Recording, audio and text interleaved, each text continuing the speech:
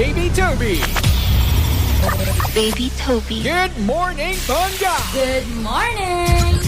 May hindi maamin? Ilabas mo na yan sa akin. Toby in the morning. Hoy! Nakakaloka! Toby in the morning. Ciao, Toby in the morning.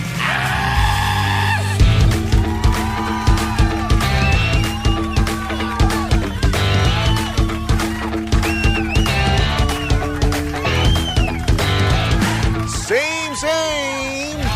Pero, iba. We are number 106.7 Energy FM. Panggawag mo sabihing radyo. Sabihin mo. Oras, subong kabuluan. Pangga-checker time. It's now 6:26 on the clock. Good morning, Luzon, Visayas at Mindanao, Metro and Mega Manila. And at syempre, good morning din naman sa mga pangga natin diyang nakapag-book na ng kanilang mga ticket papunta sa ibang bansa. Yan, magbabakasyon, magliliwaliw, di ba? Magpapahinga talaga nga namang mag-unwind, di ba? Yan yung maganda sa atin, no? Yung EUT, lagi yung tatandaan yan, ha? Eat, Unwind, and Travel, di ba? Kasi nga naman, deserve natin yan, yung EUT. Palagi. Eat, unwind, and travel, di ba? Kailangan natin kumain, di ba? Paminsan-minsan kasi nga naman, pag tayo nagtatrabaho, di ba? Minsan nakakalimutan natin kumain. Di ba? Unwind. Yes, kailangan din naman talaga natin, hindi puro computer, no? Yung nasa harapan natin. Dapat lumalabas tayo, umaalis tayo, pumupunta tayo sa ibang lugar at tumitingin ng mga ibang bagay, ng mga tanawin, di ba? At the same time, travel, di ba? Kasi nga naman ang therapeutic ng travel no? Kapag aalis ka, pupunta ka kunwari kahit sa malapit lang, no? Sa Baguio, sa Tagaytay, di ba? Sa Boracay, sa LU. Talaga nga namang sobrang therapeutic sa feeling, di ba? At talagang marerelax ka talaga. Kaya naman yan, huwag niyong kakalimutan yung EUT. Kailangan natin yan palagi. EUT stands for Eat, Unwind, and Travel, okay? Now you know. O kayo magpaalam na kayo sa inyong mga magulang, sa inyong mga jowa, asawa, no? Sabihin nyo lang, mahal, ano lang ako mag-EUT lang ako. Oo, Eat, Unwind, and Travel. Diba? Papayagan kayo niyan. Malay nyo, sumama pa siya. Sumama pa mga jowa nyo, no? Mag-EUT kayo. Eat, Unwind, and Travel. Kaya naman, hello! Sa mga pangga natin dyang mag-EUT.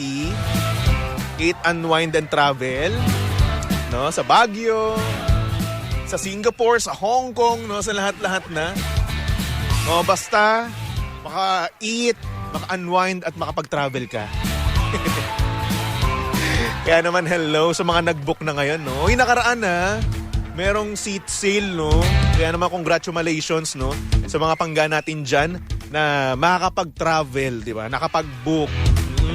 At syempre para naman sa mga pangga natin diyan na wala namang ganap bukas, no? O hindi naman kayo mamaya after work, di ba? Kung ako sa inyo, maglaro na lang kayo, di ba? Kasi nga naman, sino ang may ayaw ng fun and exciting na laro, lalong-lalo na kung boring ang oras mo, di ba? Kaya naman kung mahilig ka sa Tong Its at iba pa, tara na sa Game Zone. Fun, believable sa Game Zone dahil you play a real game of Tong Its with real players for free.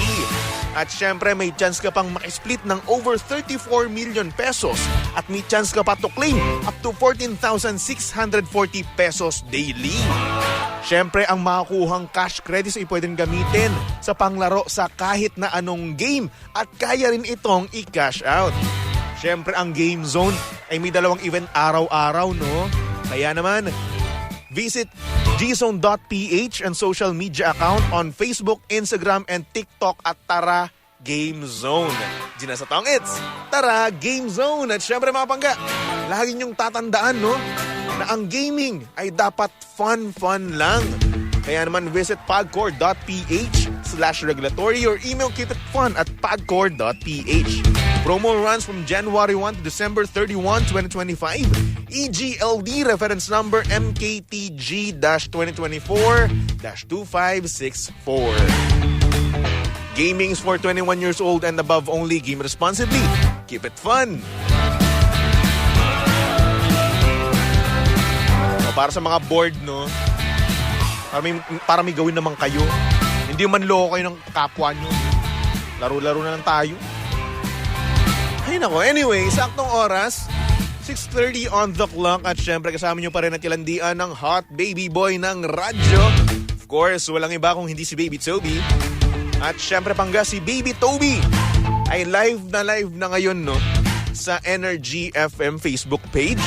Kaya naman kung gusto nyo makita ang itsura ni Baby Toby ngayong Friday morning, pumunta lang kayo, Energy FM 106.7, okay? Alright. At syempre, pwede rin yung magpatawag, no? Kung gusto nyo mapagkwentuhan kay Baby Toby, ayan, PM lang kayo sa aming Facebook page, no? Energy FM 106.7, okay? Magkwentuhan tayo about life, love life, and whatsoever. At kung meron kang deepest, darkest, wildest secret na gustong i-confess, pwede rin naman yan. Again, Energy FM 106.7, okay? Alright. Gusto mo yung Zeven? Ang cute, no? Ang ganda ng pangalan mo, no? Parang ang cool ng pangalan mo kapag nagsisimula siya sa letter Z. Diba? Zena. Zenny. Diba? Parang kakaiba, no? O, hello naman sa mga pangga natin dyan, no? Na nagsisimula yung pangalan nila sa letter Z. Sabi nila, kapag daw ang pangalan mo ay nagsisimula sa letter Z, yan daw yung mga loyal. Tama ba ako? Totoo ba yung naririnig-rinig ko? Pag letter Z daw, no? Ay, nako. Sana nga totoo. Well, anyway, good morning kay Bonsky, kay Mami Elizabeth Corpus. Hello po sa inyong lahat. At syempre, meron tayo ngayong sender. Kaya naman, pasok na natin yan dito sa programang Titi in the Morning. Oh, yeah. Titi in the Morning. Why? Ang aga-aga ha. Tell Toby in the Morning.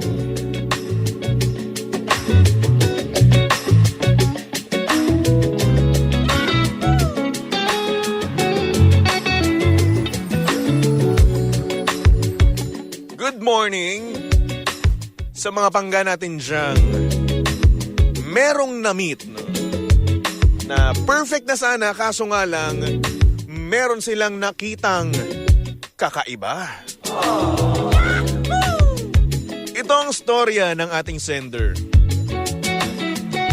At ang sabi niya dito, good morning, Baby Toby. Tago mo na lang ako sa pangalang Saya. May nakilala akong lalaking guwapo, matangkad at macho. Pero ayun, nadismaya ako nung nakita ko yung batok niya. Grabe, Baby Toby, ang itim. Sobrang okay na sana eh. Nireto sa akin ng tropa ko at sabi nga, guwapo at matangkad. Pasok na sana sa banga. Kaso, Baby Toby, sa batok. Pero ganun pa man, laman loob pa rin yun.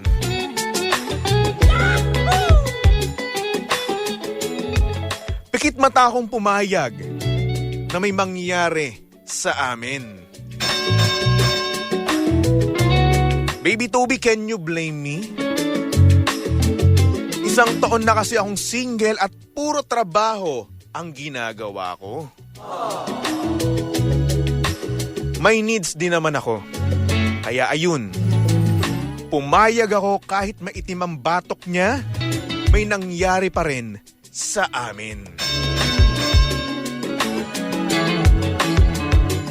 And in fairness, sobrang galing niya. Kaya, baka mag-round 2 pa kami next time. Don't judge me, baby Toby. I have needs lang din naman. At tao lang din naman ako. Gustong masarapan. Let's get ready to rumble! Wow. Ayun lang naman. Thank you so much, baby Toby.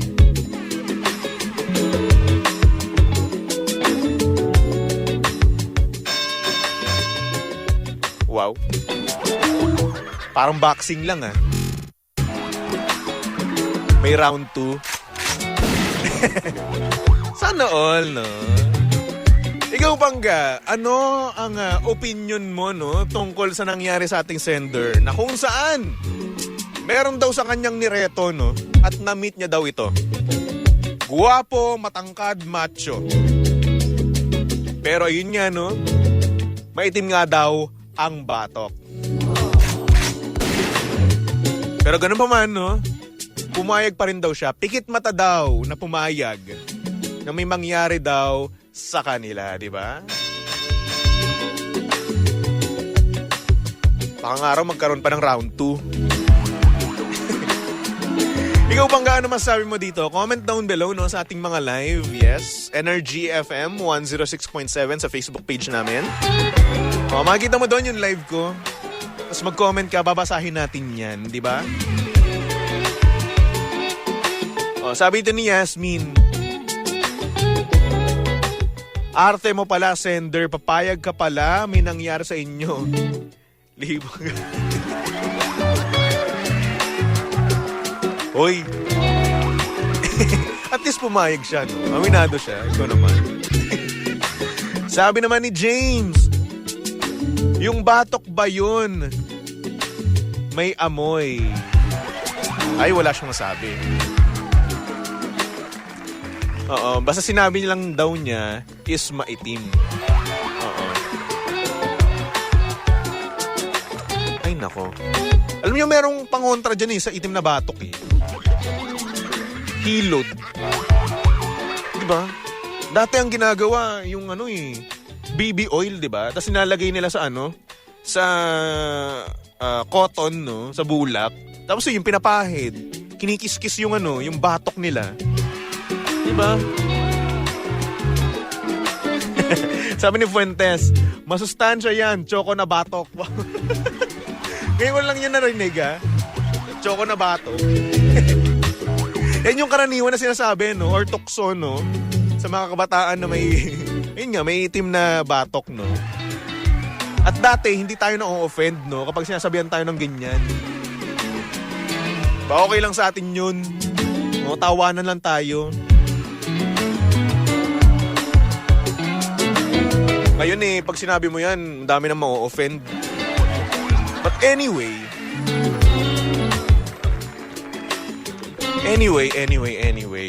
Sabi pa dito ni Yasmin, baby Toby, hindi ako tatawag dyan. Hiya na ako, baby Toby. Kapangalan mo pala ex ko. Naman. Ito naman, magkaiba naman kami. Skuday. Tumawag ka na.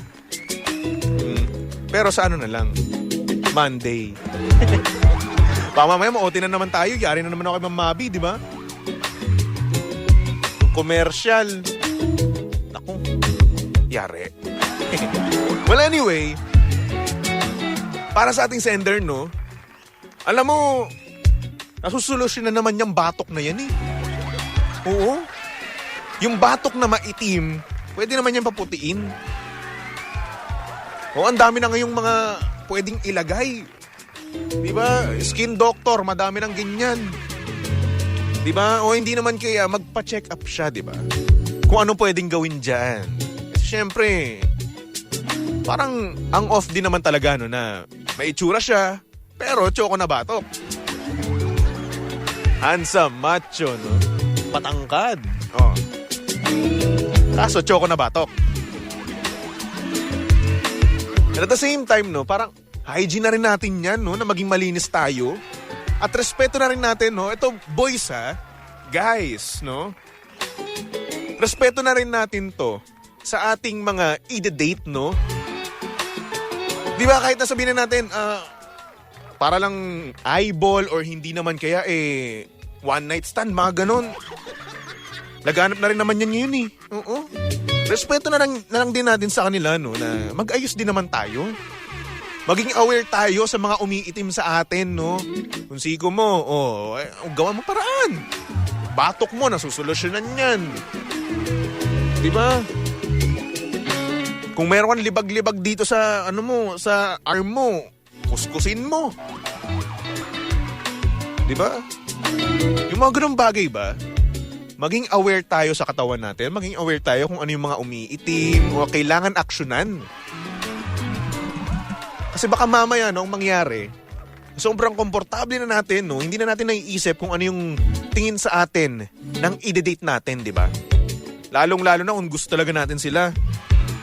Di ba kapag gusto natin, no, dapat mapapawaw natin sila.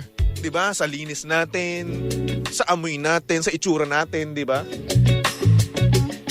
So dapat ganun. Effort tayo sa sarili natin, di ba? And I'm sure nakikita rin naman yan ng mga tropa mo. At ikaw nakikita mo rin naman yan. Di ba? So ganun, pag nakita natin na may something sa katawan natin, action! Sko! Eto, buti na nga lang, no, babalikan ka pa, no, ng ating sender. May action ka naman. Uma-action ka naman. Pagaling nga daw ng action mo, eh. Pero ibang klaseng action, oo. Action sa kama. Di ba? Pero yun, dude, para super duper ultra mega okay na, no, pasok na sa banga.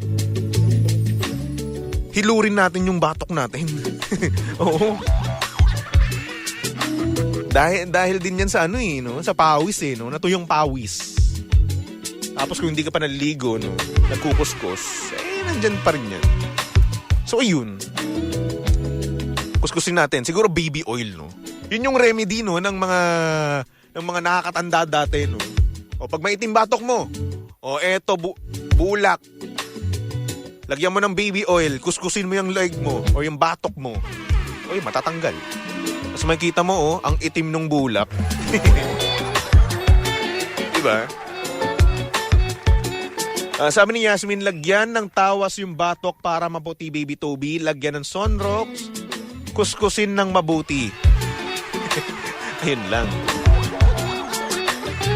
Sabi ni Edbar, nasasarapan talaga.